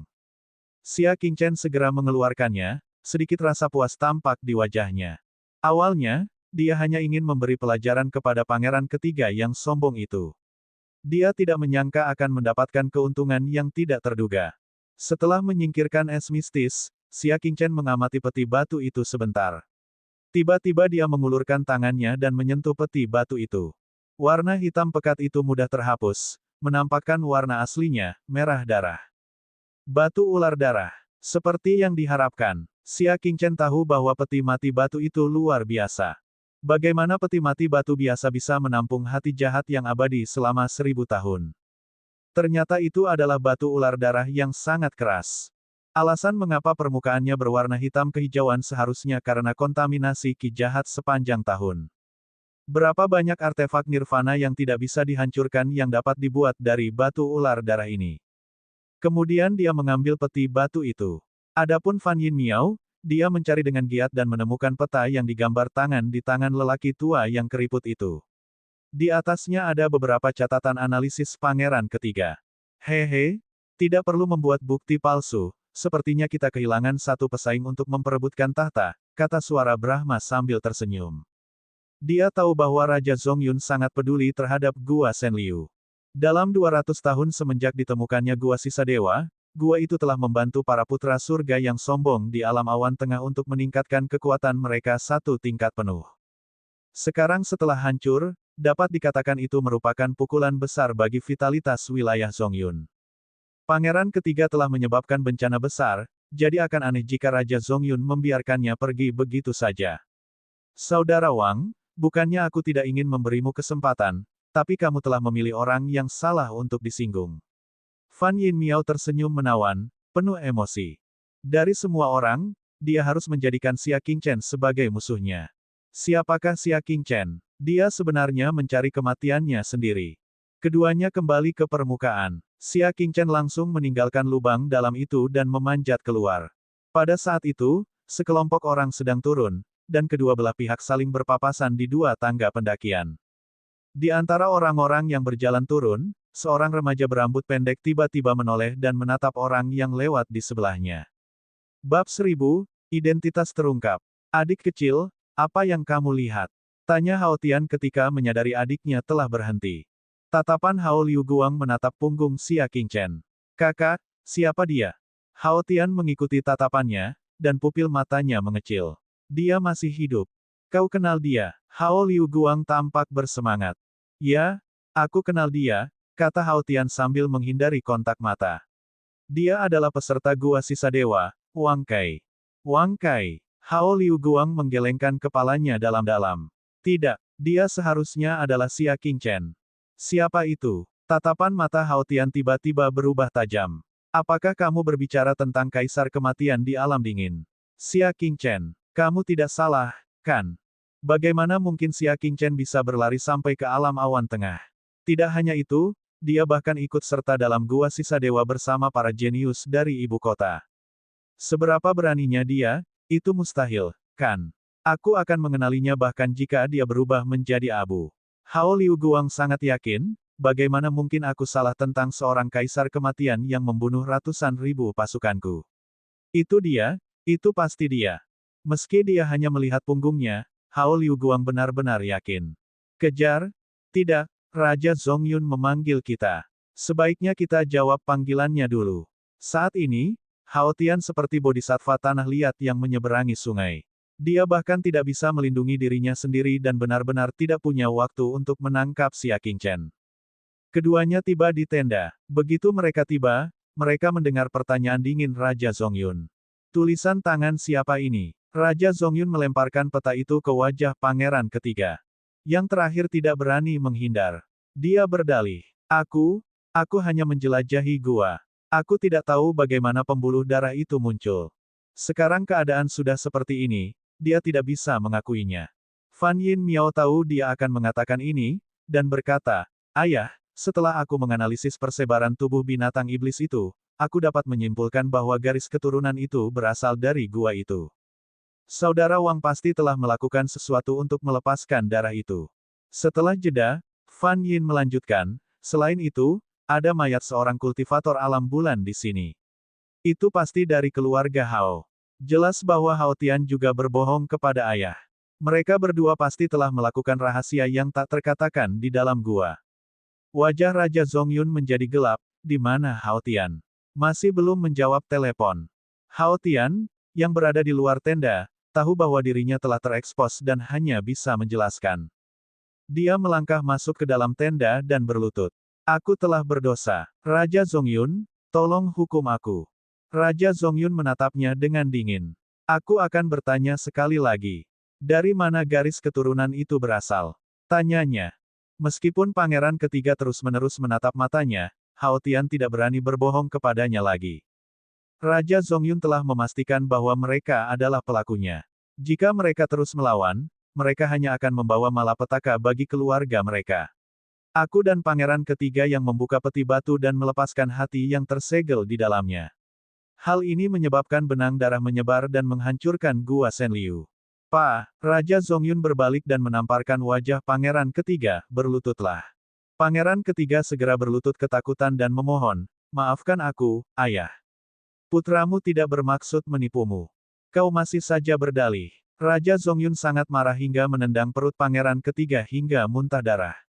Kau sudah berulang kali menyangkalnya, dan sekarang buktinya sudah tidak dapat disangkal lagi. Kau masih saja mengatakan bahwa kau tidak bermaksud berbohong.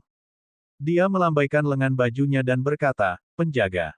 Pangeran ketiga akan dilucuti semua gelarnya dan dikurung di kuil dosa raja. Tanpa perintahku, dia tidak akan dibebaskan. Kuil dosa raja adalah tempat di mana para penjahat keluarga kerajaan dikurung. Sekali di penjara, itu berarti masa depan politik mereka akan hancur. Mustahil bagi pangeran ketiga untuk bersaing dengan pangeran pertama dan putri kedua untuk memperebutkan tahta. Sebenarnya, tidak apa-apa jika pangeran ketiga telah melepaskan hati jahat yang abadi, dan Xia Qingchen tidak mau repot-repot melanjutkan masalah ini. Namun, dia sengaja mencoba menyakiti Xia Qingchen dan peri bunga biru, itulah sebabnya dia berakhir seperti ini. Sedangkan untukmu, Raja Zongyun menatap Hao Tian dengan dingin. Kau berbohong padaku, membantu penjahat, menghancurkan kediaman dewa, dan menyebabkan kerusakan yang tak ada habisnya. Aku akan menghukummu mati. Apakah kau keberatan? Hao Tian berlutut di tanah dan bersujud. Terima kasih, Raja Zongyun. Raja Zongyun telah menyebabkan bencana yang begitu besar, namun dia sudah bersikap sangat baik dengan tidak melampiaskan amarahnya pada keluarganya. Dia benar-benar tidak berani meminta lebih. Tolong tunjukkan belas kasihan, Raja Zongyun. Ekspresi Hao Liu Guang berubah dan dia segera menerobos masuk. Dia berlutut dan berkata, tolong izinkan saudaraku menebus kejahatannya. Apa pahala yang bisa digunakan untuk menebus dosa gua kehancuran dewa? Raja Zongyun bertanya dengan dingin. Hao Liu Guang berkata, kami menemukan Xia Qingchen di alam dingin tadi. Tolong beri saudaraku kesempatan untuk menangkapnya dan mengadilinya. Dengan begitu, sebagian kejahatannya bisa dikompensasi. Ledakan. Tiba-tiba, aura Raja Zongyun menyebar, dan perasaan tercekik menyelimuti seluruh tenda.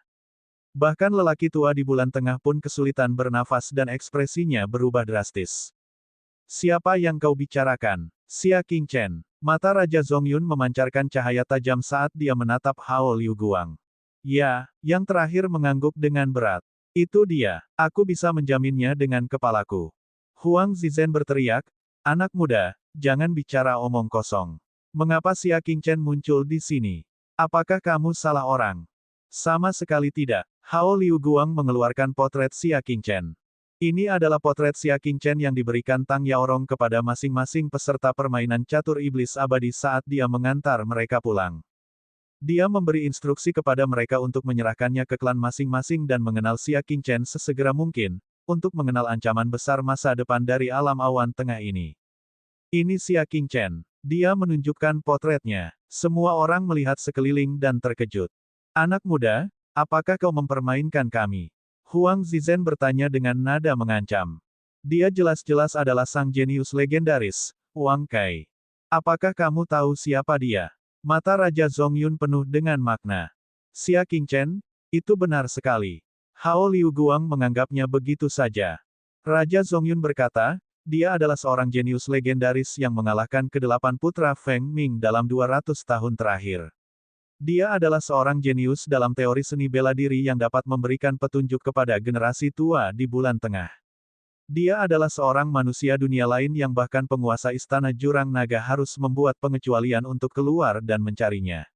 Dia juga adalah Grandmaster dari mantan jenius legendaris, Sai Tian. Sekarang, kau memberitahuku bahwa dia adalah Xia Qingchen.